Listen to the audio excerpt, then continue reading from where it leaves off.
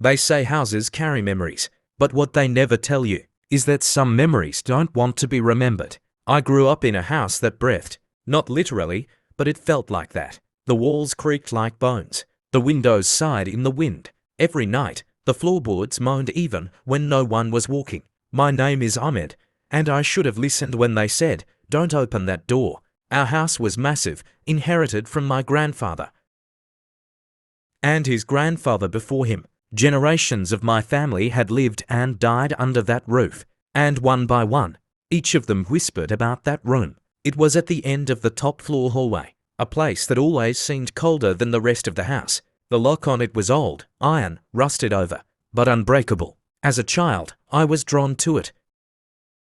Every time I passed that hallway, I felt watched. Not by someone, by something. I'd stand there for minutes, listening. There was nothing, but also not nothing. Like silence that waits for you to speak first. I asked my father once, "What's in there?" He stopped, eyes dark. "Don't ever go near that door, ever." He never raised his voice until that moment. I saw real fear in his eyes. And after that, I never asked again. But curiosity doesn't die. It festers, it waits. Years passed. I moved out for university, came back after graduation. My father had aged, quiet, withdrawn, always checking that door like it might open itself. Then one morning, he didn't wake up, just gone. Heart stopped. No pain, no warning. My mother barely spoke. She lit incense every night outside that room, whispering prayers in a language I didn't know she knew. She didn't eat. She barely slept. I should have left the house then, sold it, moved on.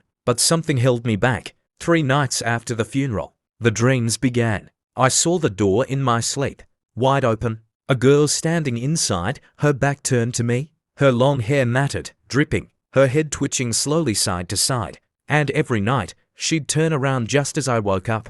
Her face was stitched shut. One night, I couldn't take it anymore. The dreams, the whispers, the pull. I got out of bed at 2:43. A.m. I remember the exact time. And walked to the end of the hallway. The door was open. The lock on the floor. Not broken. Just removed. The hallway was freezing. My breath fogged the air. Every hair on my body stood up. I told myself to walk away, but I didn't. I pushed the door open. Inside, pure darkness. My phone flashlight flickered as soon as I turned it on, like it didn't want to shine there. The room looked bigger than it should have been, like it didn't follow the rules of space. The walls were covered in claw marks deep, frantic, like someone had tried to escape.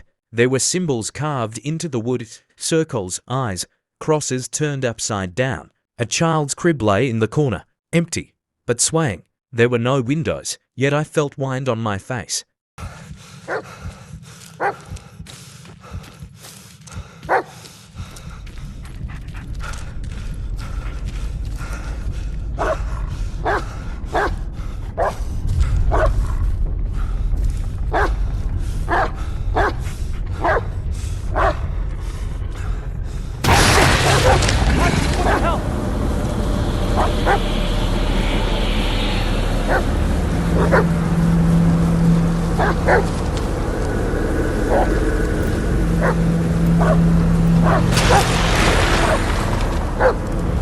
What was that thing?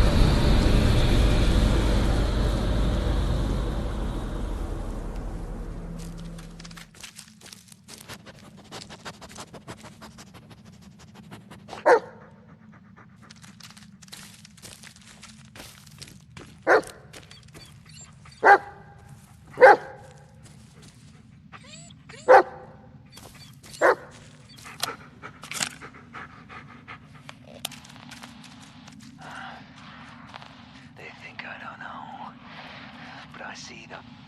I see them. Whenever I wake them up, they stare at me. They follow me. The light keeps them away, keeps me safe. Need to hold on to the light.